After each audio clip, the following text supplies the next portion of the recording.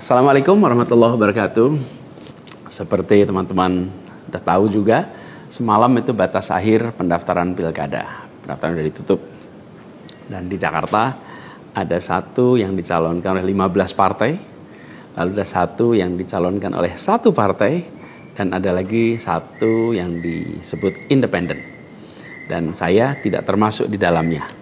Jadi dengan begitu maka udah final ya, bahwa saya tidak ikut di dalam kontestasi Pilgub di Jakarta tahun 2024 ini.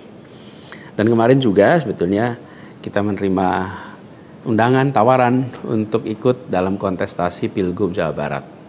Kita apresiasi sekali ajakan ini, panggilan ini, tapi dengan mempertimbangkan berbagai faktor, kami putuskan untuk tidak mengikuti kontestasi di Jawa Barat. Nah, saya ingin sampaikan beberapa poin respon singkat atas situasi yang saat ini sedang terjadi. Pertama, saya ingin sampaikan terima kasih. Terima kasih banyak kepada semuanya yang selama 1,5 tahun ini, hampir 2 tahun, ikut mendukung perjuangan yang luar biasa di jalur Pilpres, Pilgub, sampai dengan titik ini. Gak bisa saya sebut satu persatu, terlalu banyak. Tapi yang jelas, semua yang terlibat adalah pejuang yang luar biasa, yang membuat perjuangan besar ini terasa jadi ringan, terasa jadi bermakna. Dan semoga Allah SWT, Tuhan yang Maha Kuasa, jadikan perjuangan kemarin sebagai catatan amal untuk kita semua. Dan insya Allah kita terus berjuang untuk tujuan yang sama ke depan.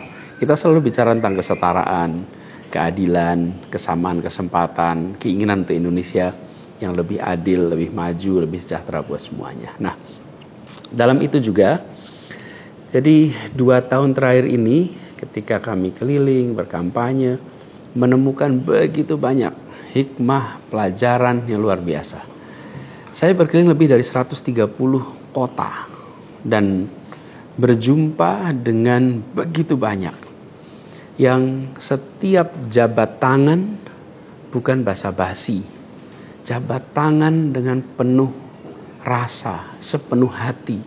Dan eratnya jabat tangan mencerminkan semangat yang menggelora di dadanya.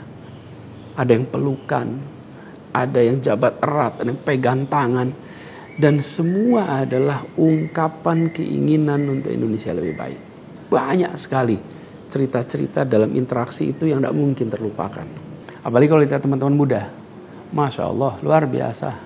Kiprah anak muda di dalam proses kampanye kemarin itu membuat kita makin optimis. Kenapa makin optimis? Karena kita punya stok anak-anak muda yang mau bekerja melampaui sekedar kepentingan dirinya, pribadinya.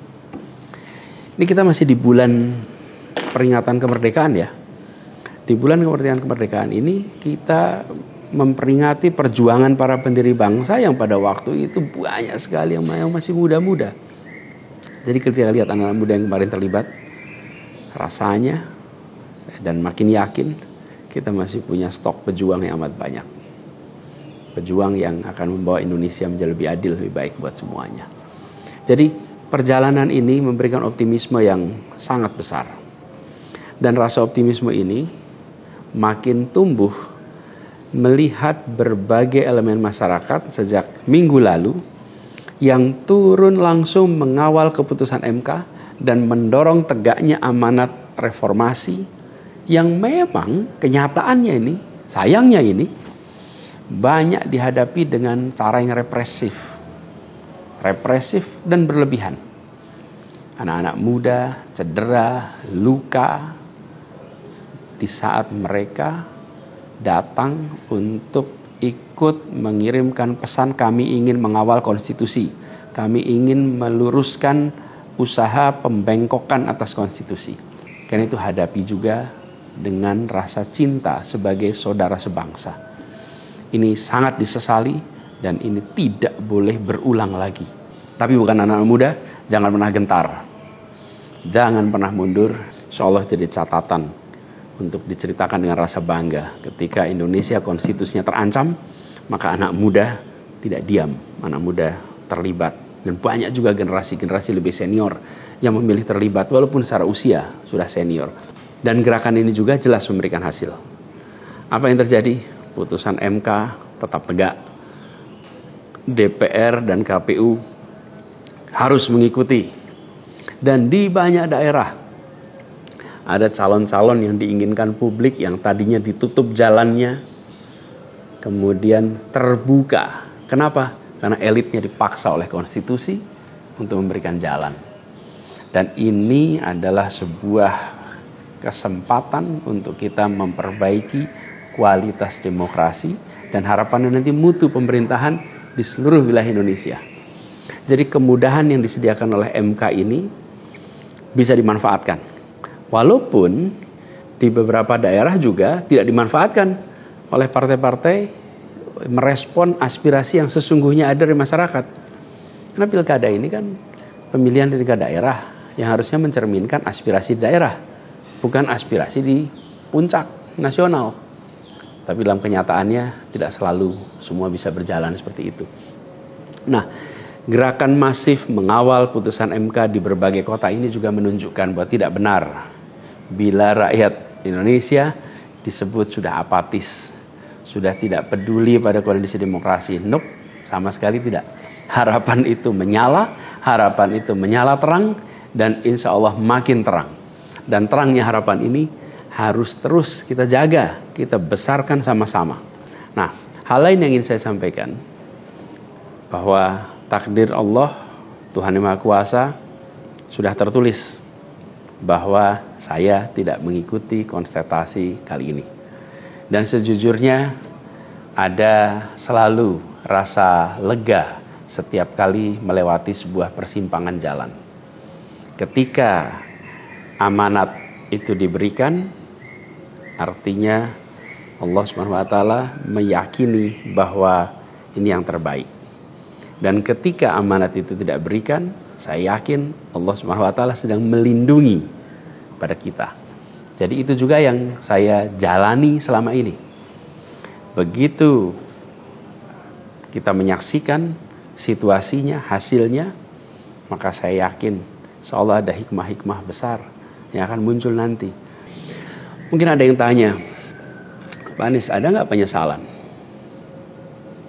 tidak mengikuti pilkada ini? Kalau saya ditanya ada penyesalan, tidak ada. Ada penyesalan itu. Apa yang saya sesali?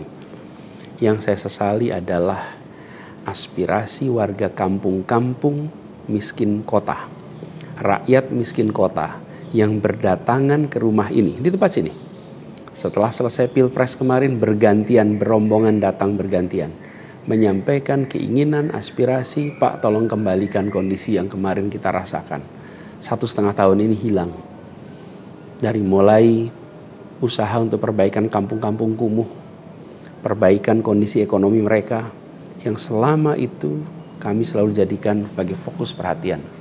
Dan selama berapa bulan ini saya datang mengelilingi mereka semua, mendatangi mereka semua. Ini yang saya, kalau dibilang perasaan ya, ada perasaan, waduh ini aspirasi ini gak bisa kita tuntaskan. Lihat warga kampung Bayam yang terlantar, berat rasanya. Lihat kampung-kampung yang setiap kali kita datang, Pak tolong ini dituntaskan, berat rasanya kalau mereka tidak bisa mendapatkan penuntasan atas usaha meningkatkan kesejahteraannya. Itu yang kalau ditanya sebagai rasa sesal, bagaimana rakyat miskin di Jakarta yang menjadi fokus perhatian kita tidak bisa saya penuhi harapannya. Para saudara-saudara semua, warga kampung di Jakarta, rakyat miskin kota, saya minta maaf karena tidak bisa membantu melalui jalan pemegang kewenangan, pembuat kebijakan. Tapi bukan berarti perjuangan kita berhenti dan bukan berarti ikhtiar kita selesai di sini, enggak. Dengan cara lain nanti kita sama-sama berjuang untuk bisa memperbaiki kondisi rakyat miskin kota yang saat ini sedang menghadapi tantangan yang besar sekali. Saya minum kopi dulu ya. Jadi catatan lain yang saya rasakan ya ketika mengikuti proses ini semua, bahwa terbuka kenyataan bahwa sistem politik kita, demokrasi kita masih amat ringkih.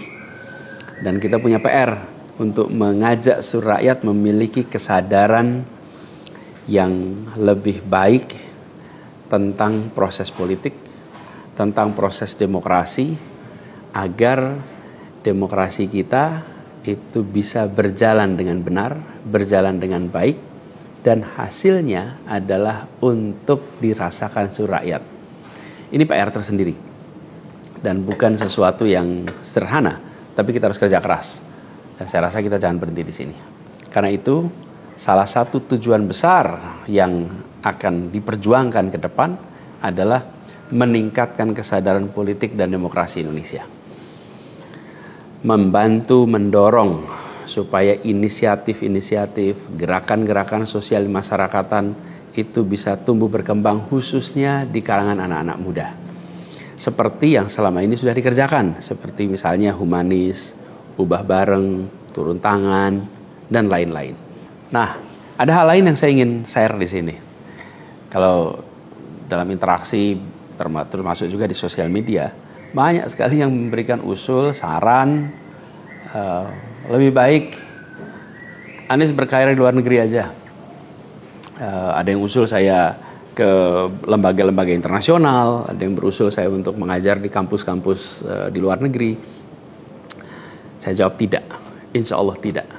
Saya mencintai Indonesia secara tanpa syarat. Di sini saya dilahirkan, di sini saya dibesarkan, dan di sini saya akan berjuang. Kecintaan pada Indonesia membuat saya tidak akan bisa meninggalkan tanah ini. Saya akan tetap berada di Indonesia. Saya akan tetap berkarya di Indonesia.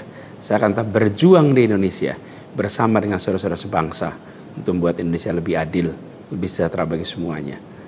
Saya tidak akan meninggalkan Indonesia dan bekerja di tempat lain hanya karena situasi yang saya hadapi.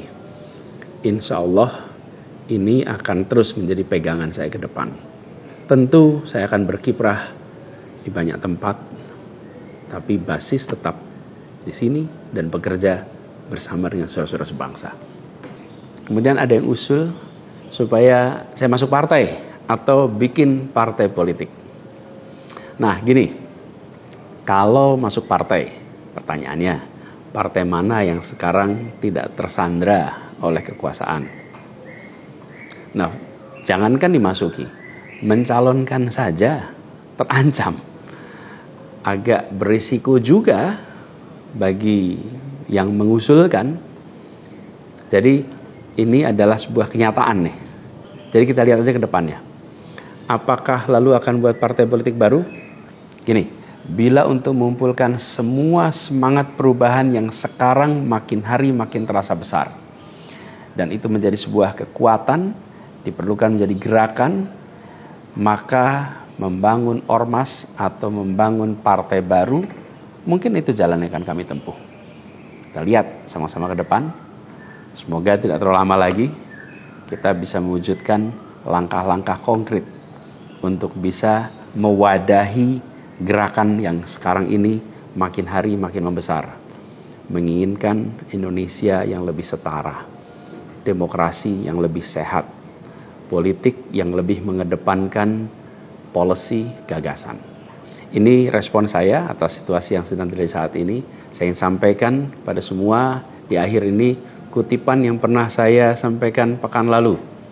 Kutipan dari René de Klerk yang dimasukkan oleh Bung Hatta ke dalam pledoinya di tahun 1928 di Den Haag. 96 tahun yang lalu Bung Hatta menggunakan kalimat ini.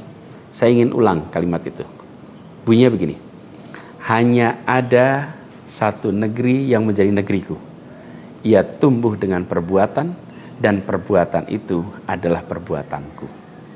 Insya Allah segala perbuatan yang saya lakukan ke depan masih terus tetap dan akan selalu ditujukan untuk negeri yang saya cintai ini, Indonesia.